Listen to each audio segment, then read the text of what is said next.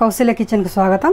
ఈరోజు కౌశల్య కిచెన్లో చిక్కుడుకాయ కర్రీ తయారు చేసుకునే విధానాన్ని తెలుసుకుందాం. ముందుగా స్టవ్ వెలిగించి ప్యాన్ పెట్టి 2 టేబుల్ స్పూన్ల ఆయిల్ వేసుకోవాలి.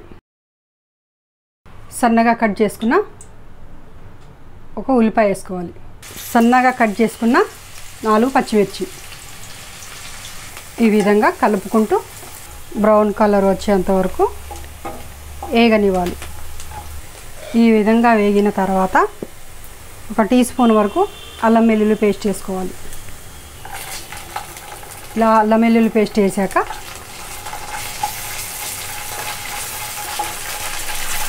ఇలా ఒకసారి కలుపుకోవాలి.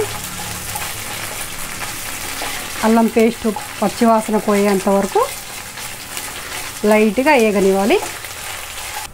ఆ తర్వాత సరిపడా పసుపు వేసుకోవాలి. ఇప్పుడు శుభ్రపరచుకున్న చిక్కుడుకాయ ముక్కలను వేసుకోవాలి.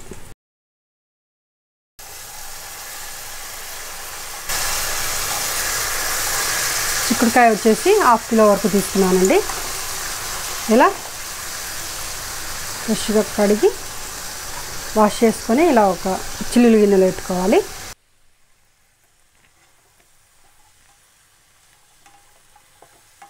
ఈ విధంగా ముక్కలని కలిపేసుకోవాలి. ఈ విధంగా ఒకసారి కలిపిన తర్వాత ఇలా మూత పెట్టి 5 నుంచి 10 నిమిషాల వరకు మధ్య మధ్యలో కలుపుకుంటూ ఉడికించుకోవాలి. ఇలా 5 నిమిషాల తర్వాత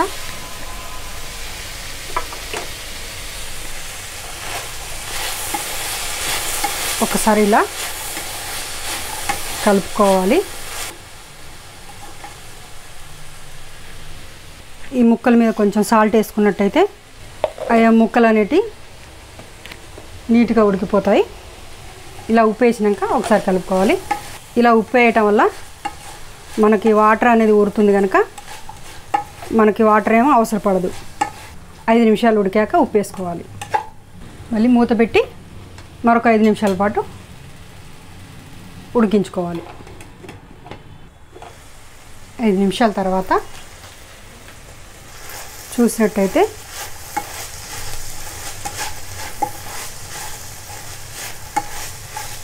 చక్కగా ఆయిల్ పక్కకు తేలి మంచిగా ముక్కలు అనేటివి చక్కగా ఉడికినాయి.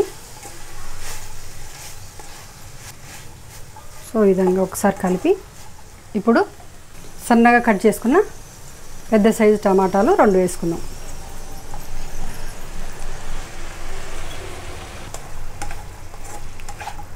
ఇలా టమాటాలని ఒకసారి కలుపుకోవాలి.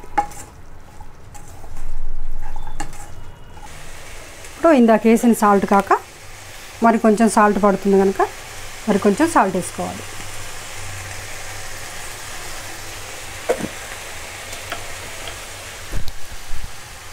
ఒక టేబుల్ స్పూన్ కారం వేసుకోవాలి. మనం పచ్చిమిర్చి అనేది ఎక్కువ వేసుకున్నాం కనుక 1 టీ స్పూన్ వరకు సరిపోతుంది కారం. ఇలా ఒకసారి మొత్తం కలుపుకోవాలి. మరొక 5 నిమిషాలు మూత పెట్టి ఉడకనివ్వాలి.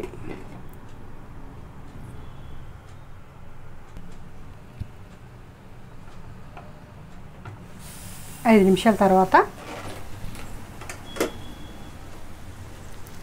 చూసినట్టయితే టమాటా ముక్కలన్నీ ఉడికిపోయాయి. మనం ఇందులో వాటర్ ఏమి యాడ్ చేసుకోలేదు. సో టమాటాతోటి చక్కగా వాటర్ అనేటివి లైట్గా ఊరినాయి. ఈ విధంగా మొత్తం ఒకసారి కలుపుకోవాలి. కొంచెం సాల్ట్ చెక్ చేసుకోవాలి. ఇప్పుడే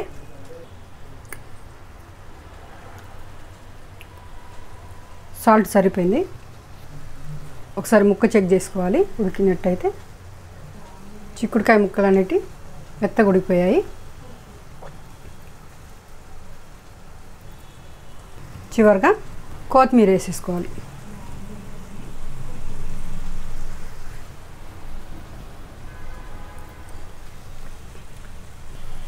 ఇలా కొత్తిమీర వేసుకొని ఒకసారి ఇలా కలుపుకోవాలి.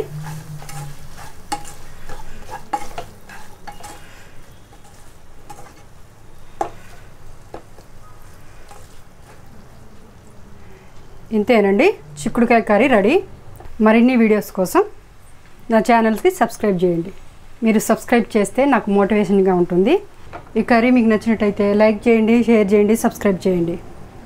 Thank you for watching.